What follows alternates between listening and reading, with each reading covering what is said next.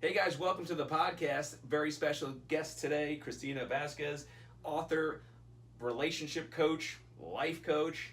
She's my coach. Glad to have you on the show. Thank you, Frank. I'm excited for your new book. Me too. Why don't we start there? Okay. And we can work backwards and get into some of the juicy Okay. topics. Okay. Name of the book? Name of the book is The Uncherished Wife, Recovery from the Emotionally Absent Man. Thus, you're writing this book because what's the divorce rate today? Oh, at least 50%. So at least 50% of people are, couples are getting divorced. And the topic in the book and the name of the book is brilliant. I think you're going to catch people, Yes. with that title. Let's take a step back. Why write this book? Well, first of all, I am beyond passionate about relationships. And through my own journey, through my own long-term marriage that unfortunately failed, I found that if your core relationship, the relationship that you go home to every day is not fulfilling, is not supportive, is not passionate, it makes a whole difference how you show up in the world. Yeah. So if you start your day on a downer, your day's gonna, that person is there to be your coach in your corner, to go out there, and then you come home to them, and whatever you need to do, cry on their shoulder, get a pep talk, be loved on, be cherished, all But of people that. say you shouldn't, from what I've read, you shouldn't need somebody to do that. We weren't put on this earth to fulfill other people's needs. Correct. So would you say that's a need to have the rah-rah-rah support, or is that kind of just basic relationship stuff? Because I feel like there's always that fine line of like, Absolutely. you hear the extremist advice and then there's like reality of like, everybody wants to be hugged, everybody wants to be told you're great, everybody, Right. You're 100% correct, and I'm wondering if that message about I don't need anybody has got a little bit convoluted. I myself was falling into that a little bit, like, I am a woman, I don't need anybody. And yet the more I studied and researched, just from both science and spiritually, we're designed to be in relationship. We are, and in the book I go into human psychology, the 6 human needs. Granted, at the end of the day, we are not children and we don't need our spouse to tell us we're enough or to tell us we're loved, need per se. Yeah. But it's an embellishment to what we already believe. It's an affirmation to us. And we, like I said, are designed to be in connection, and we just thrive better in the world. And that is from human psychology. Sure. When we truly feel connected, seen, heard, valued, appreciated, cherished. In general, or just with a partner? Obviously, our ego cannot be that fragile that we need the whole world to adore us. Sure. But most significantly in that close personal relationship, yes, because that is, like I said, it's the pulse of who we are. Yeah. It's and if I went a little bit more traditional, to becoming one, but not in this codependent way, in this more partnership, unified way. Yeah. That I am here to help you be the best version of you. You are here to support to be the best version of me, and to me that's a spiritual principle. Yeah. That in a relationship we do keep growing. I won't say should. I personally believe growth in a relationship is healthy. It's what keeps it fulfilling, passionate, interesting, fun.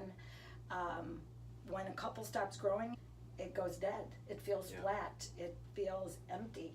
And to then go out into the world, sure, you can do it.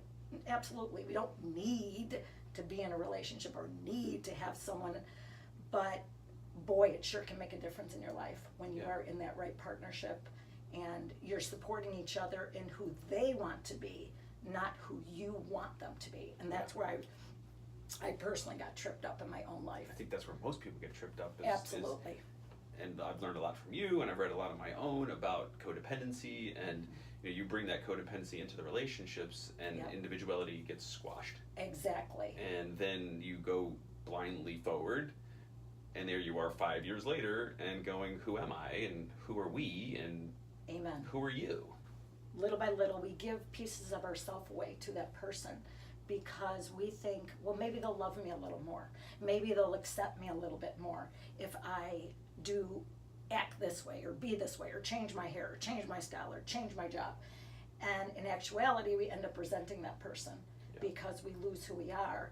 So in the book, I talk about kind of going through very contemplative processes, and we're such a busy society, getting really still and really connecting to who you once were, and trying to get back to that. And then in that process, you're sharing this with your partner. You're very clear on what I need in my life to be an integrity to myself. Sure. And asking for their support, asking for their appreciation and value of who you are and what you bring to the world. Now, we can't promise they'll do that for us because ego is a very big thing.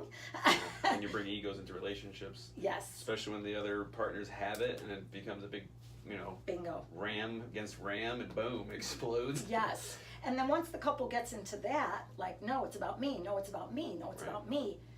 Now we're in a crisis situation where we really have to step back and say, what is the purpose of this union in the first place? And I'm talking again, this is a modern society where whether it's marriage, a committed relationship, it's all the same to me. I talk about in the book that although the institution of marriage is still alive and well, a marriage is about a union of two hearts and two spirits and two souls. And a piece of paper is not going to make you any more married. It's what's going on in the inside that really makes you two committed to one another. So I'm passionate about this because, I came from a background, my parents split, and unfortunately... How did that affect you? I knew that they didn't have a great marriage because every single day they fought. They were constantly in combat. So in some ways, I was almost relieved because that all stopped. I was sad because I grew up in the 60s and 70s where you saw, the perfect families on TV, and I thought, okay, what's wrong with my family? Yeah. But as I became an adult, I realized that's just people. And I really do normalize that. It's hard to be in a relationship. It's hard. And I think the reason people don't deal with it, or men become emotionally absent, is because it's just too much. Yeah. It's too much. I can't deal with it. And do you think that, and this can go both ways, do you think there's a higher demand today from each partner with all of life's challenges? Do you think social media plays into any of this? Do you think that we just live in such a distracted world today? Again, another great question, Frank. It is more challenging. Back in the day where it was more traditional, the woman stayed at home, the husband went out. The issue there was, to me, a little bit, as we know, inequality. Yeah. And I'm not even about, the feminist movement. I'm much more about no double standards, equal rights for both people within the relationship, just as much respect towards the man as the man towards the woman. Sure. Just as much value the man has as the woman. But the challenge today is because women are out in the workforce, and we have become a society of, our kids are basically, handheld everywhere, very much so. That time drain does make it more challenging to carve out that time to really somehow find a way to make your spouse feel like they're number one. Yeah. And I'm kind of big on that. That relationship does have to be number one in order for the rest of the family to really thrive. You're saying that the husband-wife relationship should come first. I believe it should. I believe it should. I believe it's a modeling. Yeah. It does not mean that the children's needs are dismissed. Obviously, we're adults, and children, the smaller they are, have needs. Yeah. But at some point, as the children become more self-sufficient, it's very clear to them, this relationship is key in this household. Yeah. If this one fails, everything else fails. So if you do not make it a priority to stay in connection with your spouse, to show value, appreciation, again, cherishing one another, which I think is interesting in many wedding vows that we kind of ignore, then it just, the whole foundation can crumble. And it models to the children, it's a good modeling that how the parents treat one another. It speaks volumes to those kids. If the wife shows respect to the husband and vice versa, or partners, or however you want to look at it. This is the interesting thing, though, is when I have someone come in here whose relationship is in crisis, one of them has 1 or just about 2 feet out the door. All of a sudden, they have all the time in the world for that relationship. All the time in the world. I'll drop everything I'm doing. I'll cancel every meeting. I'll cancel every, the kids. I'll get my mom to watch the kids, whatever it is, so we can go away for a weekend, whatever. All of a sudden, that relationship becomes priority. And what really probably broke me through in being passionate about relationships is, why does it have to get that bad? If you really do love each other, then it's all bullshit. You know what I mean? Like, it really is. It's our stuff. Like, it's your stuff. It's my stuff. That's what we're bringing to the table. Because if it really is love, then just love me. Pretty simple. Right.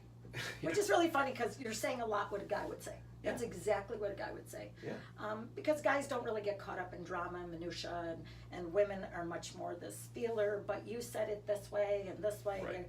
But I do, and I've said that to couples.